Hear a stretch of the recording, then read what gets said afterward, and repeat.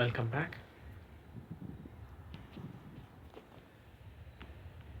Previously we were discussing about solving simultaneous equation using matrices.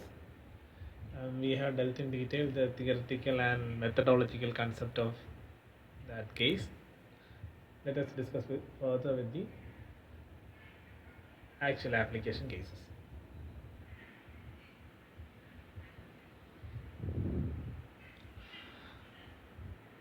Solve completely the following equation using matrices.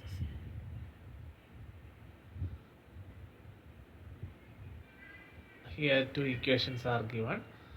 2x minus 3y equal to 3 and 4x minus y equal to 11. It's a simple case, only two unknowns and only two equations. So please try to find the answer of this case. For the time, this case, the answer is given 3 and 1. So just work it out. Next one, solve the following equations. Equations are given. It's a case of simultaneous equations consisting of three unknowns. 5x minus 6y plus 4z equal to 15, 4x plus 4y minus 3z equal to 19, 2x plus y plus 6z equal to 46. So it's a simultaneous equation, three unknown values. You need to solve this equation using matrices. So whenever you come across a question like this, first you need to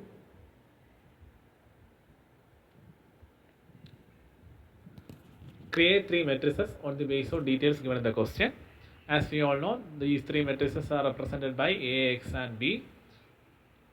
So the first one, A matrix represents all those numbers or known values that comes to the left hand side of the equal sign. See here it is 5 minus 6, 4. Remember the signs of the certain numbers or variables that has to be taken appropriately. 5 followed by minus 6y, so it is known as minus 6. Next 7, 4, minus 3, likewise 2. Here y is given. Y, when y or x alone is given, it represents 1. 1y means y alone case also same meaning. So when one variable is given, it is stated as 1. So first matrix is written, followed by next matrix. It is named as X. It usually consisting of all those variables that are unknown and positioned in the left hand side of the equal sign. Here the equal signs are these. In the left hand side, the unknown values are X, Y and Z. So it is written appropriately. Followed by equal sign as represented in the equation. After the equal sign, the numbers are given 15, 19 and 46. So it is represented in the another matrix. And we all know the names of these matrices A, X and B. And we also know that A is equal to B as been stated previously. So it can be written as X equal to A inverse B. And we know how to find the inverse of a certain matrix. And how we are going to find the inverse of the particular matrix. Here A raised to minus 1 means A inverse. Here A is already given, so you need to find the inverse of this particular matrix. So how you are going to find the inverse of a matrix? A raised to minus 1 equal to 1 divided by determinant into adjoint A. We all know how to find the inverse of a matrix. If you have any doubts, just refer the previous cases. So 1 divided by determinant of adjoint A. So here you have to find determinant as well as adjoint of A. So let's begin with determinant. So A determinant, how you are going to find the determinant of a certain matrix? So A determinant means this is the matrix. A matrix, that is A matrix, and you need to find the determinant value of this particular matrix, and we all know how to find the determinant. It is represented like determinant A equal to 5 into the specified matrix and computation. We have dealt this computation in previously in numerous cases, and I hope you all guys know how to find the determinant of a certain matrix. When 5 is selected, it has to be multiplied with the subsequent matrix. when minus 6 is selected, it has to be multiplied with the corresponding matrix, and finally 4. And remember to put sign after the first computation. You need to put minus sign. Here it is plus. Here it is minus 6, so it will automatically become plus 6. After that, plus sign, and correspondingly the sign keeps on changing in alternate computations. So it begins with minus, then followed by plus, then minus, again plus, likewise. So if you solve that, you will get a value of 419. I hope you all guys know how to find the computation part. Regarding the computation, when multiplying numbers or taking or opening brackets, you need to cautiously deal with the signs or the specific numbers, and remember the operations of signs, or remember the basic operations of mathematical signs, because it is very important while dealing with the computations of various cases that comes under matrices. So while computing this particular area where you need to find the determinant of A, the value or the answer is 419. Our answer is not complete. We only just completed the first part. Here you have to find the determinant. So you have found the determinant, that is 419. Remember that number. Next, you need to find the adjoint of A. How you are going to find the adjoint? We all know adjoint means, first of all, you need to find the cofactor. How you are going to find cofactor? You need to find out the minor. So you need to find out the minor. On the basis of those minors, you need to find the cofactors, and once you have found the cofactors, you need to represent those cofactors in the particular positions in the new matrix. Once you found the values of the cofactor and the matrix, you need to take the transpose of that particular cofactor matrix. Then we will get adjoint. A lot of steps that has to be followed. Okay, fine. First of all, whenever you come across a question like this, is first of all split the entire equation into 3 matrices. Then you begin with determinant. Why we begin with determinant? We all know why we started with determinant. So once you found the determinant, let us find adjoint of A. So before finding adjoint of A, you need to find cofactors, and we all know how to find the cofactors. So this was the matrix that we have extracted or created at the beginning of the question. So you need to find the adjoint of this particular matrix. So how we are going to find the adjoint of this particular matrix? So we are going to extract the cofactor of each individual elements of these matrices. So we begin with first one, alpha 11. We all know what is meant by alpha 11.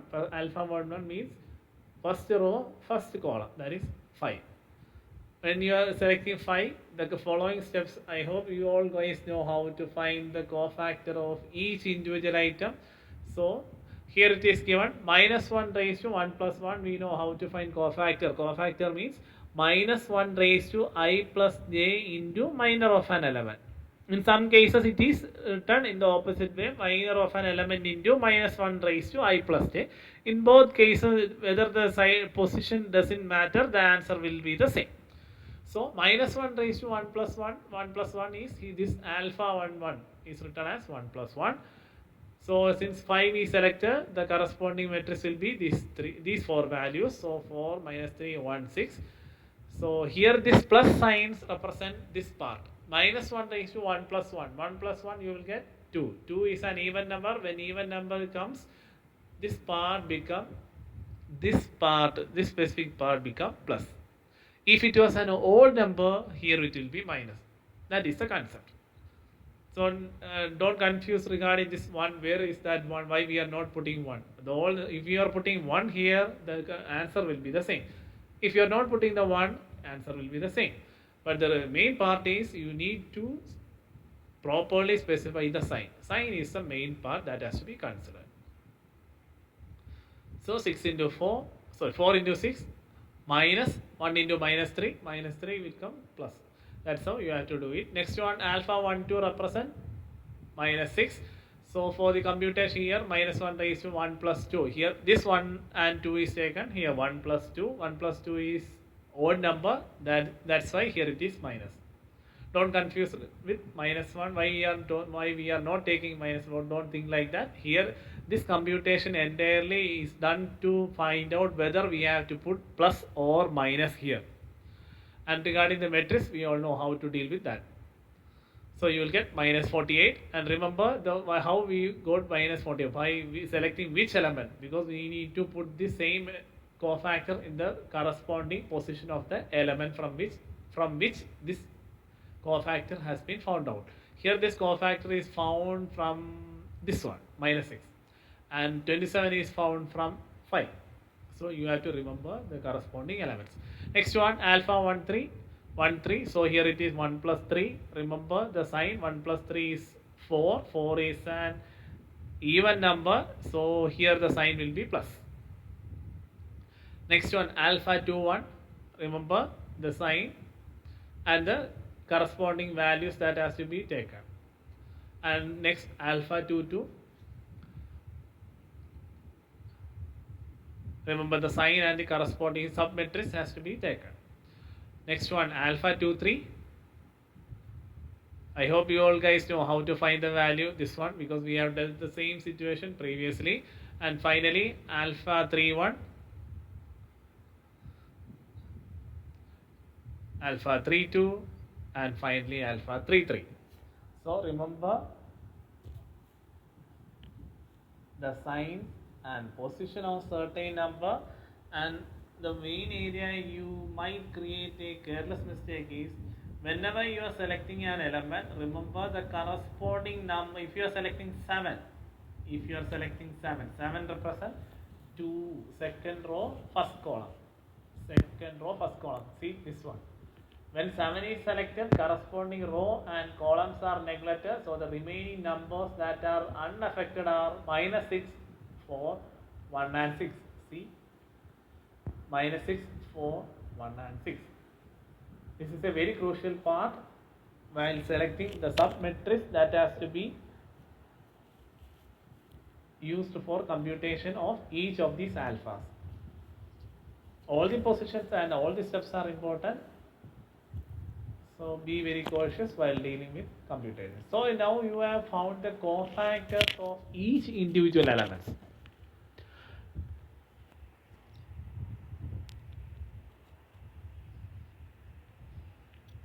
Next, you have to create the matrix on the base of these cofactors.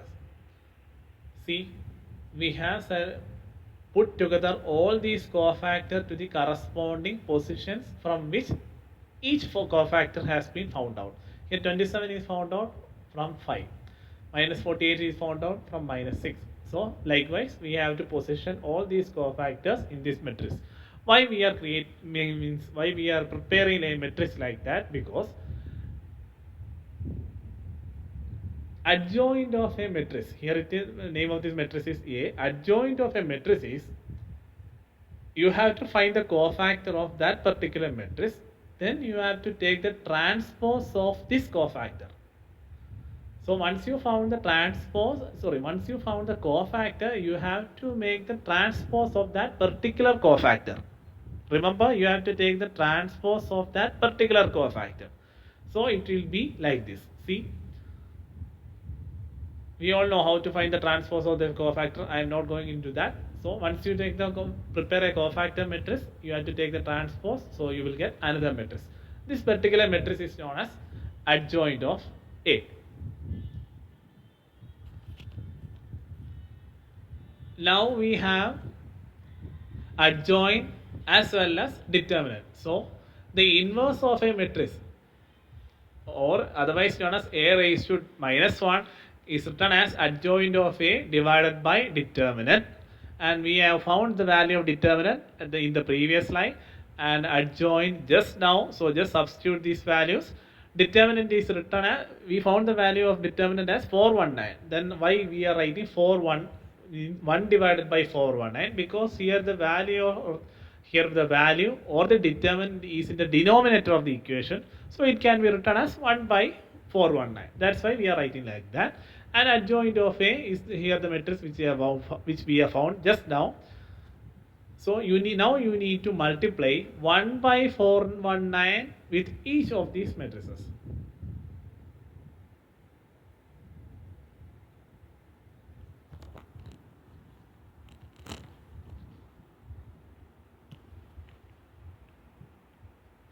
So instead of multiplying this 1 by 419 with each of these matrices, let it be like that, because we haven't found or we haven't completed the session. Now, the equation at the beginning was x equal to A inverse into B. So let's extract all these values. Here x represents the unknown values or the unknown variables in this matrix, and inverse of A is represented by 1 by 419 and the matrix which we have found. Which we have found this part in the previously, and B is the matrix that represent all those numbers that comes to the right side of the equal sign. We all know all these values. Now let us substitute all these in the equation. By substituting these values in the equation, x equal to a raised to minus or a inverse b, that is xyz, here it is xyz equal 1 by 419 into the corresponding matrix into b, that is a matrix this is given here. So how you are going to deal with? Remember, you have to first multiply this matrix, the matrix that is we have found out here, that is 27 42 minus 48 22 43 and minus 1 minus 17 62. You need to multiply this matrix with this one, and we all know how to take the multiplication of two matrices. Remember, once you substitute these values in the corresponding equation where here it is given, you need to multiply this matrix with this one. So by multiplying these two matrices, you will get a computation part like this, and by solving that you will get xyz equal 1 by 419 into 1257 1676 and 2514. So once you get this one, or once you solve the multiplication of these two matrices, you need to multiply 1 by 419 with each of the individual values, that is 1 by 419 into 1257, that is 1257 divided by 419. So you will get 3. Likewise, 1 by 419 into 1676 you will get 4, and 1 by 419 into 2514 you will get 6. So you have got 3 different values, x, y, z equal to 3, 4, 6. So it will be x is 3, y is 4 and z is 6. So you have got the values of x, y and z. So this is how you have to find the values of x, y, z. So whenever you come across a simultaneous equations where you have to solve the find the values of x, y, z using matrices, you have to follow all these steps. Remember, you have to familiarize all these cases, and you have to be very thorough with the cases which we have dealt previously, because in this same question you are using inverse of a matrix as well as determinant of a matrix and also various operations of matrices. So you need to familiarize all these cases, then only you can find the value, or you can solve a situation where simultaneous equations using matrices. So familiarize all these steps which we have dealt now, and also try to prove this simultaneous equation. It's a very simple equation, so only two unknown variables, and try to find the solution for x and y. Here already answer is given. Please try to find the value of this x and y using the steps which we have dealt now, and make sure whether you are getting the answer, same answer. So we will be discussing the further cases in the next section. Thank you.